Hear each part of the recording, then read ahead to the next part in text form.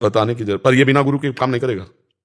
ये जो द्वादशाक्षर मंत्र है, पंचाक्षर मंत्र है, अष्टदशाक्षर मंत्र है, ये गुरु प्रदत्त होने चाहिए। आप हमारी बात मानना, हम आपके मित्रवत प्रार्थना कर रहे हैं, तो आप ऐसे गुरु का चयन करो और अभी नाम जप करो।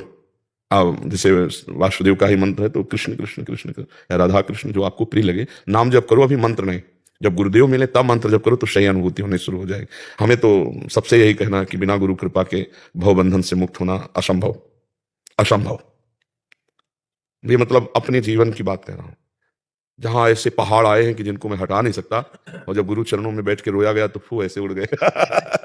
गुरु प्रसाद से मोक्ष मूलम गुरु कृपा, मोक्ष मूलम गुरु कृपा। तो सब प्रश्नों का उत्तर पहला एक है कि गुरुदेव का वर्ण करो। जब तक गुरुदेव नहीं मिलते निरंतर नाम जप करो और शास्त्रों का स्वाध्याय करो। गीता है, भागवत है, योग वासिष्ठ है, पढ़ो उनको, शास्त्रों को पढ़ो, तो उससे बुद्धि का मार्जन होगा। पवित्र बुद्धि गुरुदेव के वचनों को ग्रहण करने में समर्थ होती है। ठीक है महर्षि, आपने बोला कि गुरु प्रदत्त, जैसे इन्होंने जो मंत्र बोला, तो वो उसमें क्या फर्क है? जैसे इन्होंने पढ़ लिया उससे जप रहे हैं और गुरु प्रदत्त जप रहे हैं, अनुभूति नहीं होगा, प्रकाश नहीं होगा, उसका प्रकाश नहीं होगा, उसका प्रकाश नहीं होगा। जो मंत्र का प्रकाश हो नहीं हो सकता। हाँ, इसलिए भगवान भी संदीपनी जी को गुरु माना ना। राम जी के भी कुलगुरु वशिष्ठ जी थे और शिक्षा दीक्षा के गुरु विश्वामित्र जी बने ना। जाके श्वास वेद श्रुतिचारी, उनको गुरु बनाने की जरूरत है?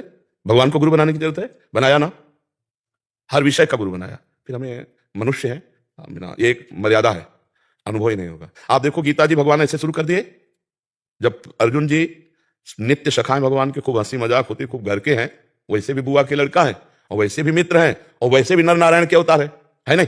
गीता जी कब शुरू की? जब शिष्यस्ते हम साधिमाम प्रपन्नम, यहां से गीता जी शुरू होती है। जब अर्जुन जी कहते हैं हे जगत गुरु भगवान, मैं कार्पण्य दोषो प्रत स्वभावा रक्षामि त्वाम धर्म समूढ़ चेता, अपने को जब साबित किया कि मैं मूढ़ चित्त वाला कायरता रूपी दोष से युक्त हो गया हूं, क्या मेरा कल्याण है किसमें, ये मैं निश्चित नहीं कर पा रहा हूं। आप निश्चित करो, मैं आपका शिष्य हूं, आपकी शरण में हूं। यहां से गीता जी प्रारंभ होती है। महर्षि आप जैसे कह रहे हैं वो तो परम सत्य बात ही है, हम उसको तत्काल ग्रहण करें तो उसमें कल्याण निश्चित है। बट महाराज जी, इसमें कहीं ना कहीं अधीनता भी एक बहुत समझ आ रही है कि वो अहम जो प्रकाशित होने वाला जो बाधक तत्व है अहम, वो केवल और केवल गुरु कृपा से ही नष्ट होगा। हाँ, नहीं, इसमें गुरु वाक्यम भी है, मंत्र मूलम गुरु वाक्यम। आप समझो हमारा शास्त्र जो कह रहा है, जैसे आप ऐसे राम राम जप रहे हो और जब गुरु के मुख से निकला कि राम कहो, आप देख लेना, अगर यही मंत्र गुरु से मिले फिर आप जपना, तब आप हमको बताना कि फर्क क्या था।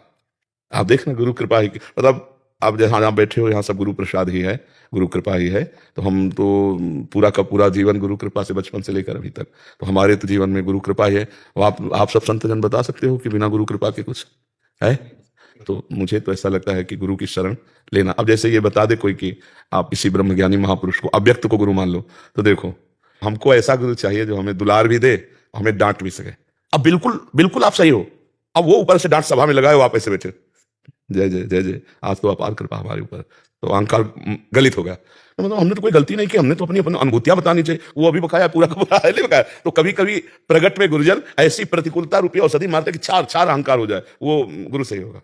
बस मंत्र मूलम गुरु वाक्यम, वो क्या कह रहे हैं बस हमें चुपचाप प्रश्न नहीं करना, गुरु के वचन जैसे निकले वैसे वैसे, अगर वो कह देना खड़े रहो तो खड़े रहो।